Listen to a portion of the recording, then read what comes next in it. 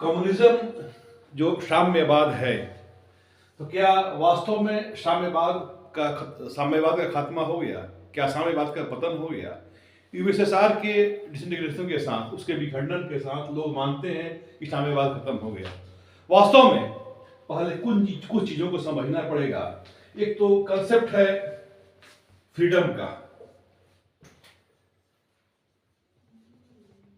और दूसरा है इक्वलिटी का।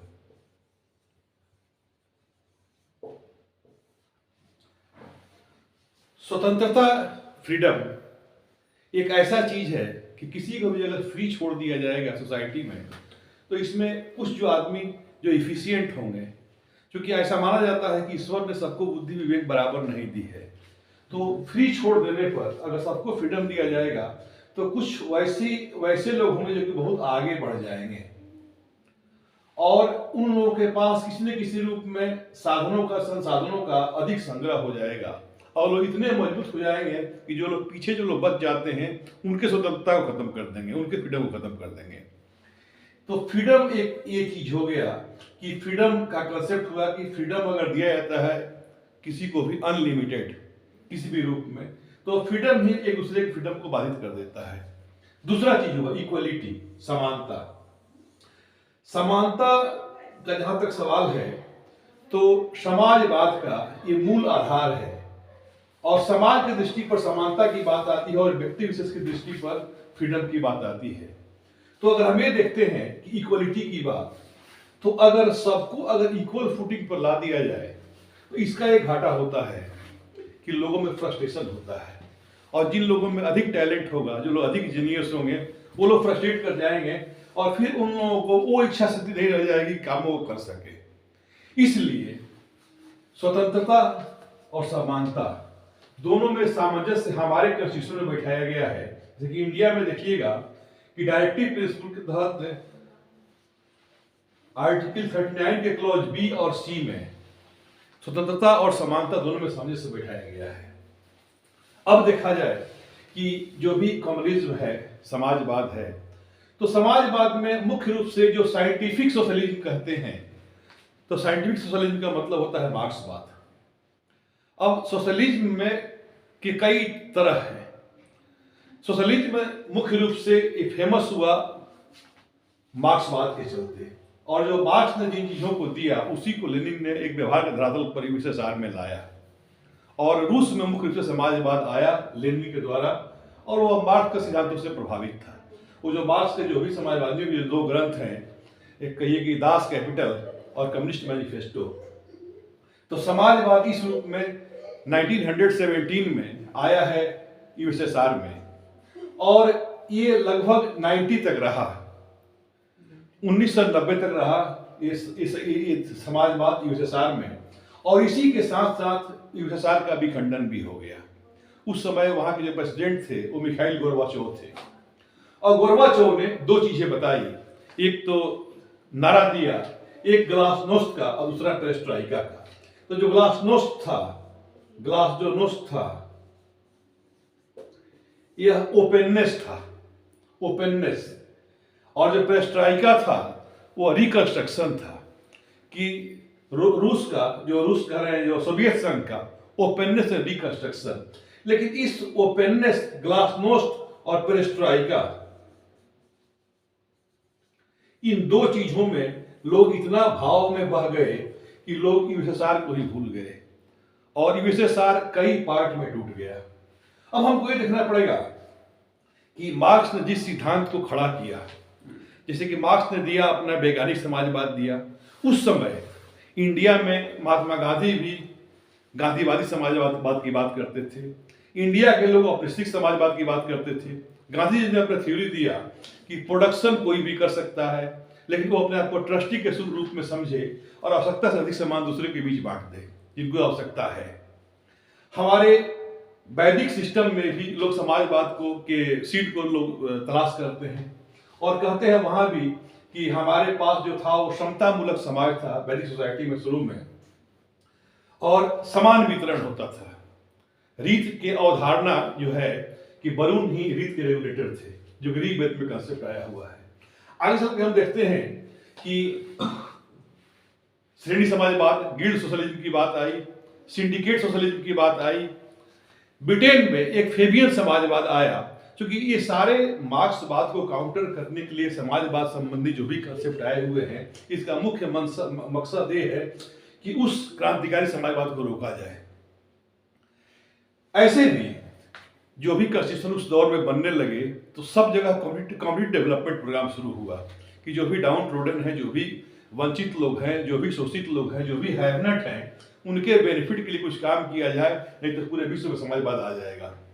और यही था कि कम्युनिटी डेवलपमेंट प्रोग्राम हर जगह शुरू हुआ।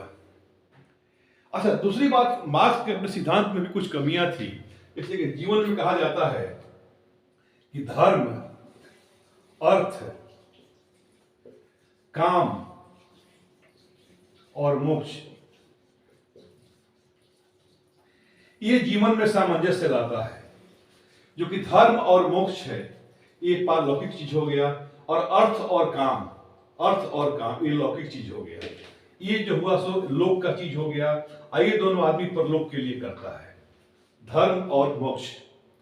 मार्क्स ने केवल अर्थ को पकड़ा, कार्ल मार्क्स ने केवल अर्थ को पकड़ा। इसलिए सैद्धांतिक रूप से कहें तो मार्क्स में बैलेंस नहीं था।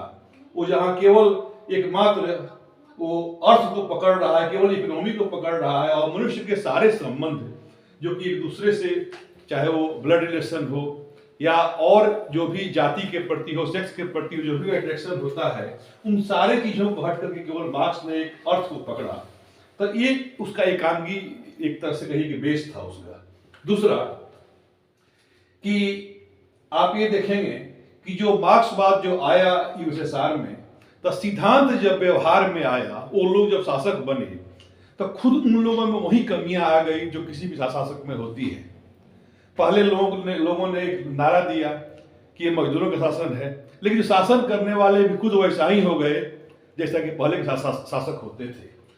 तो उन लोगों में जब सिद्धांत, जब थ्योरी से जब प्रैक्टिकल में आए, तो उन लोगों में खुद कमियां आ गई। तो इस रूप में देख रहे हैं कि इस रूप में भी कमी आ गया। मार्क्स अपने सैद्धांतिक रूप से बहुत हद तक उसको 100% सही नहीं कहा जाएगा। दूसरी बात कि कम्युनिटी डेवलपमेंट प्रोग्राम शुरू हुआ, लोगों का बीच एक कंसेप्ट आया कि किसी न किसी रूप में समाजवाद को काउंटर किया जाए। तो उसमें आपको गांधीवादी समाजवाद आया, फेबियन समाजवाद आया, श्रेणी समाजवाद आया, सिंडिकेट सोशलिज्म आया। ये समाजवाद के डिफरेंट फॉर्म आए। और सबसे बड़ी बात कि उस समय जो भी परिस्थितियां थी कि गोर्बाचोव ने ग्लासनोस्ट एंड पेरेस्ट्राइका दिया, जो ओपननेस एंड रिकंस्ट्रक्शन, तो इसमें लोगों ने इस खुलापन में ऐसा माहौल बना कि उसमें यूएसएसआर ही बिखर गया। तो यूएसएसआर के बिखरने से स्वाभाविक रूप से हम कह सकते हैं कि समाजवाद को, साम्यवाद को एक बहुत बड़ा ठेस लगा। लेकिन एक वाद के रूप में यह जिंदा जरूर अवश्य है।